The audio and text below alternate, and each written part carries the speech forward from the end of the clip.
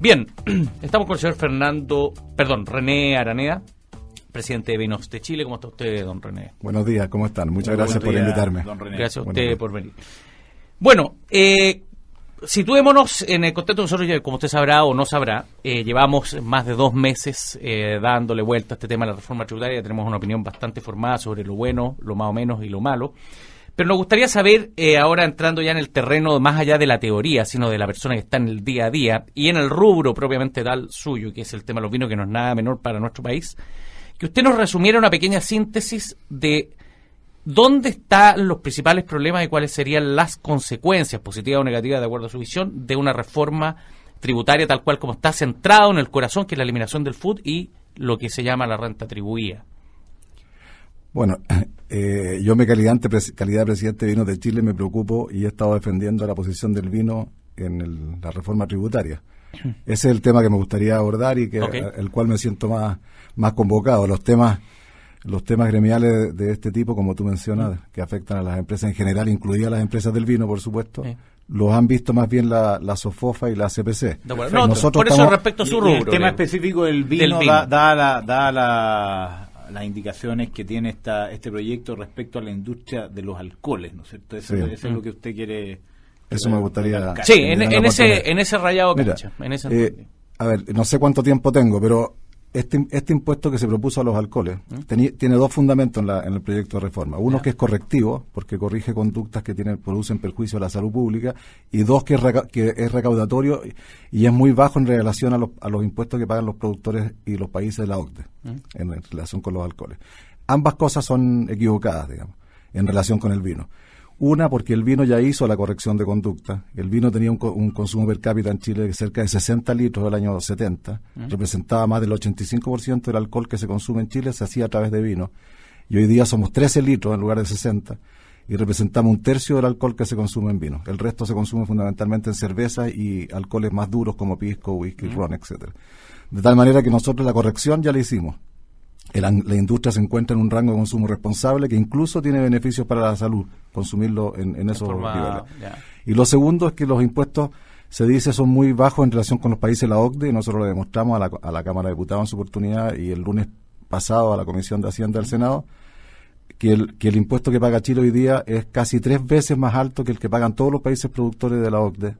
180 pesos versus 80 pesos en los países productores de la OCDE, por lo tanto no es más bajo, sino que es más alto. ¿Y por qué los que hicieron el proyecto decían que era más bajo? O sea, porque lo comparaban con el promedio de los países de la OCDE, que incluye países escandinavos que tienen unos impuestos al vino altísimos. Todos los países no productores tienen impuestos altísimos. Y los países productores de vino, con mucha prudencia, no tienen impuestos al vino. Los productores de vino grandes que todos conocemos no tienen, o muy pequeños, y Chile es el más alto de todos los impuestos de los países productores de la OCDE. Entonces, nosotros no nos podemos comparar con un grupo, con un sector como la OCDE, que tiene un per cápita 2 veces y media que Chile, y compararnos uno a uno con todos esos países. Tenemos que compararnos con los países productores, que son nuestros. O sea, la comparación estaba mal hecha en su juicio. Yo creo que estaba absolutamente mal hecha. Así que me refiero que recaudatoriamente estaba equivocado desde un punto de vista de impuestos y correctivamente equivocado. Y lo tercero es que la industria del vino produce una cantidad de externalidades positivas tremendas, como son el empleo. Cerca de 500.000 personas trabajan directa e indirectamente en la industria del vino. Las hectáreas plantadas, 125.000 hectáreas en Chile, prácticamente el 80% en regiones de Santiago al sur, de tal manera que creamos empleo regional, que tenemos muchos productores, exportamos más de 1.900 millones de dólares. Entonces es una industria del vino que no hay que mirarla como una industria de alcoholes, es una industria que produce alimentos, tiene un producto que produce beneficios a la salud y además colabora con el desarrollo de Chile. Y el impuesto, tal como salió de la Cámara de Diputados, que se aprobó una indicación en la Cámara y se redujo afortunadamente una parte del impuesto, pero el vino aumenta el impuesto en un 60%. Con la nueva reforma. Con el proyecto que hoy día está en el Senado. 60% de aumento del impuesto específico. El pisco, 30%. Y la cerveza, 36%. Entonces nosotros fuimos a decir a los señores senadores, señores, no es justo que el vino, que es lo que yo ya haya relatado, que tiene consumo responsable, que tiene impuestos altos, que además contribuye al desarrollo de Chile en distintas áreas, se le eleva el impuesto más que a los demás. Y eso va a traer una serie, además le hicimos ver que tiene un problema con la OMC. la Organización Mundial del Comercio, porque al discriminar en distintas categorías, vino y cerveza y por un lado y pisco y whisky por otro, va a quedar problemas a Chile, como ya se creó hace 12 años atrás, y Chile tuvo que rectificar su política tributaria de alcoholes porque fue rechazado en un panel de la OMC. Eso fuimos a decir, y le quería, si me dan un minuto más, sí, hoy día antes de que se apruebe esta reforma, el impuesto a los alcoholes es de la siguiente manera. ¿Cómo funciona eso? Le quería preguntar. Claro, el vino y la cerveza tienen un impuesto específico de 15%. ¿15% de qué? Del precio neto. Se aplica sobre la misma base del IVA. Sobre la misma base del IVA. Tiene un 19 de IVA y tiene un 15 de impuesto específico. Ambos sobre la misma base, que es el precio neto. O sea, un vino de 10.000 pesos paga el doble impuesto que lo paga un vino de 5.000 pesos, por así decirlo. Sí, porque es lineal sobre el valor, en función del precio. Y hoy día se mezcló, y el pisco y los otros licores pagan 27%. Entonces, ahí se ve claramente que hay una intencionalidad, ¿no es cierto?, de que los productos que tienen alcoholes más bajos paguen menos y los que tienen alcoholes más altos paguen más. Por lo tanto, ya tiene una función correctiva ese impuesto. Y ya tiene una función implícita de una mezcla de valor con alcohol, ¿no es cierto? Así estaba hecho y así cumple las normas OMC. Y nos parece además que cumple con una razón también, que no grava más al vino que a la cerveza. Hoy día el proyecto está, el vino queda con 24%, de 15 pasa a 24%. La cerveza pasa de 15 a 20,5%. Y los piscos pasan a 35% de 27%, y los otros más duros pasan a 38%. Y esa composición es la que digo yo que es la que, si tú lo miras, el vino sube 60% su impuesto, de 15 a 24%, y así tú haces la comparación y el vino sube mucho más los impuestos. Y nosotros decimos, señores, hagan una corrección, que es lo que propusimos, de los impuestos en forma lineal. El 15 súbalo 30% al 19,5%, o sea, 4,5 puntos más, y los alcoholes de 27 a 35%. Todos 30%. De esa manera se mantiene la estructura vino-cerveza, pisco, otros licores. No hay problemas con la OMC, porque la OMC lo que mira es que tú no puedes tener un impuesto local que grave a la cerveza, por ejemplo, y que un impuesto grave al vino. Un vino importado que entra a Chile va a pagar 24 y una cerveza local va a pagar 20,5. Eso la OMC no lo acepta, porque los productos se consideran similares, por lo tanto no puede haber discriminación en favor de los productos nacionales. La propuesta nuestra elimina eso, ya se lo hemos explicado a senadores, se lo hemos explicado también a la autoridad de gobierno, y están todos conscientes que ese es un problema. Y además equilibra el vino con el resto de sus competidores, los deja en igualdad de condiciones al menos. Y nosotros creemos que con un 30% de aumento del impuesto en ese tamaño no va a afectar a la cadena de valor. Esta es una cadena de valor que tiene mucho empleo, tiene muchos productores regionales, como les decía antes, tiene productores vulnerables. Hay 13.800 productores en el sistema INDAP, que el INDAP recoge a los productores más vulnerables. Hay 13.800 productores de uva vinífera ahí, que son las uvas países, las uvas que están más alejadas de la cadena de valor de toda esta industria del vino exportador, etcétera. Entonces, no produce esos efectos, o los produce en términos menores. Es muy fácil de recaudar, porque simplemente lo que se aplicaba a 15 es 19,5. Aquí, en este impuesto que contiene un efecto de alcohol, tienen que aplicarle impuestos diferentes a cada producto que tenga diferentes grados de alcohol. Ustedes que a lo mejor toman vino, toman cerveza, sabrán que los alcoholes en el vino parten 11,5 y debe terminar en 14. En la cerveza parten 5, puede terminar en 7. Pueden haber cientos de productos, cada uno tiene un impuesto distinto. Es imposible de fiscalizar, muy caro, y este es un impuesto simple, compromete recursos de toda la industria en favor de la reforma tributaria, que es lo que se pretende, que se reúnan los recursos, y no perjudica al vino, que es el principal aportante al desarrollo de la economía de un producto que contiene alcohol.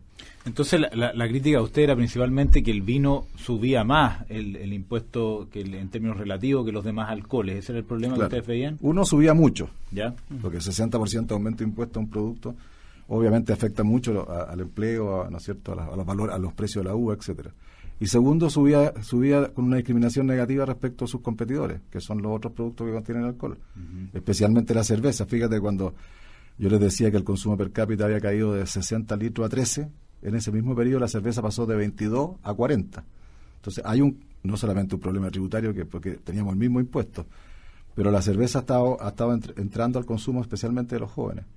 Y los jóvenes se han alejado del vino, o nunca han estado muy cercanos al vino, ha sido más bien un consumo más familiar, más de fines de semana, más de comida. Y si nos discriminan negativamente con el impuesto, obviamente esa tendencia se va a acentuar, ¿no?, en lugar de disminuirse. ¿Y qué opinan ustedes, independientemente de cómo se termine zanjando esta discusión? ¿Va a haber va a haber un aumento de la tasa de impuestos que están pagando tanto el vino como los demás alcoholes. ¿Qué esperan ustedes que pase en términos de los precios a público? Porque gran parte de la discusión se ha centrado en que finalmente va a pagar la gente que consume, esto se va a traspasar a precios, y por lo tanto la industria lo único que va a hacer es poner ahí una cuña. Que convengamos que no es tan fácil teniendo tantos sustitutos. Bueno, veamos claro. qué es lo que esperarían ustedes que termine pasando en cualquiera de las dos situaciones, tanto con un impuesto alto como un impuesto bajo. ¿Quién termina pagando esto? Impuesto bajo no vamos a tener en ninguna de las situaciones. Impuesto bajo en términos relativos, 30% de aumento. Claro. En términos relativos sí puede ser que tengamos con un 30% de almuerzo de aumento. Almuerzo gratis. Es difícil porque aquí están los productores de uva, están las compañías que elaboran el vino, que son las viñas sujetas del impuesto, y después está el retailer y el consumidor. La primera asunto que van a hacer los que venden vino en el mercado, van a subir el impuesto y por lo tanto van a subir el precio. Yo creo que los sectores vulnerables, empezando por ahí, los sectores que venden uvas que tienen solamente un destino, que son esas uvas países que se venden a precios relativamente baratos y se venden especialmente para vinos masivos, eso van a haber afectado sus precios. ¿Por qué? Porque no tienen otra alternativa, de esa uva no tiene otro destino. No se puede elaborar o muy poco para exportación, etcétera. Eso va a ser un efecto. Los consumidores van a pagar. Si los consumidores pagaran todo, para contestar de forma gráfica, si pagaran todo, los precios con nuestra propuesta subirían en torno a 3-4%, que nosotros no consideramos que sea un aumento de impuestos que grave fuerte a la demanda. Va a haber una disminución de demanda menor, por lo tanto, por eso decimos que se mitiga el efecto. Si nosotros subimos el efecto completo, que hoy día está antes de esta indicación que esperamos se introduzca, subiríamos entre 7 y 10% los precios. Ahí yo creo que sí se produce un efecto en la demanda, y la demanda va a acarrear un problema en los márgenes de la industria, que ya va a estar con el 25% además, ¿no es cierto? Y espero que no con la renta atribuida, pero sí con el 25%. Y va a agravar fuertemente a los productores y el empleo. Cuando tú mueves un precio de la economía en 10%, bueno, todos sabemos que se producen efectos como los que tú señalas, se ajusta la cadena, ¿no? ¿Quiénes son los más débiles? Los empleos de regiones que no calificados, y son los productores vulnerables, la sexta y séptima región. Por eso nosotros decimos, eso evitémoslo, porque al final el Estado va a tener que ir a subsidiar a toda esa situación, y todo lo que recauda lo va a devolver.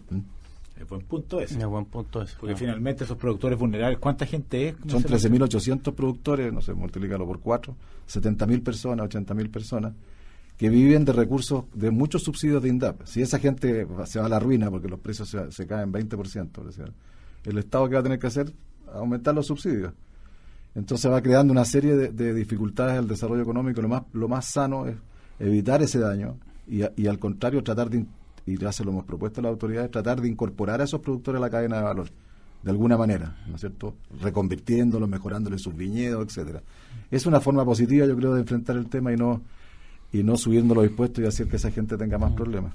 Finalmente, solo como una opinión más personal suya o de living, como llamamos nosotros hemos hablado mucho con empresas que están surgiendo y en el cual el food ha jugado un rol importante, sobre todo en las primeras luces de utilidades. Se ha hablado de que hay muchas viñas chicas en un ambiente tremendamente competitivo. Cuando el tipo de cambio le jugó contra, hubieron varias en el hilo, yo creo que varias desaparecieron en la pasada. ¿Cree usted que el food para ese tipo, bueno, hablemos de las grandes viñas que ya están consolidadas, Conchitoro probablemente no le va a mover la... No, sí, para Conchitoro fue una gran fuente, de hecho salió como caso de estudio. Claro, pero esto va de antes, claro, esa es mi pregunta. ¿Qué rol jugó en el gallo que está empezando abajo y sobre todo en un ambiente tan competitivo como el de usted, que uno va al supermercado y ya no sabe qué elegir? Muy competitivo, pero eso es sano, que sea bien competitivo. Sí. No, súper bueno, pero ¿dónde? Yo creo que el impacto del 25% va a afectar a las compañías grandes, como dices tú, fundamentalmente, que están en ese nivel de renta. Nosotros tenemos 85% de nuestros asociados, que son casi el 90% de toda la industria, son pymes, son pequeños. Lo que hemos preguntado, lo que hemos estado en regiones, hemos estado con dirigentes regionales, es que ha sido una palanca importante de fuente de financiamiento de inversiones. Y yo creo que en el proyecto, entiendo por lo que está pasando estos días, que eso se va a mantener. O sea, el food se va a eliminar por tramos, va a haber una excepción para pequeñas empresas, y yo creo que ahí se va a producir una corrección importante al proyecto que estaba disminuyendo fuertemente los incentivos y la capacidad de inversión, porque esas compañías pequeñas, que además, como dices tú, estuvieron con un dólar de 4.70, 4.80 como 5 años, ¿cierto? Estaban muy desfinanciadas y si tú le aplicas esta desincentivo a la inversión, ahí obviamente terminan por desaparecer. Yo creo. Muy bien, don René, muchas gracias por Gracias haber estado con nosotros. Muchas gracias a ustedes y a Radio Duna. Gracias, esperamos estar conversando usted más adelante.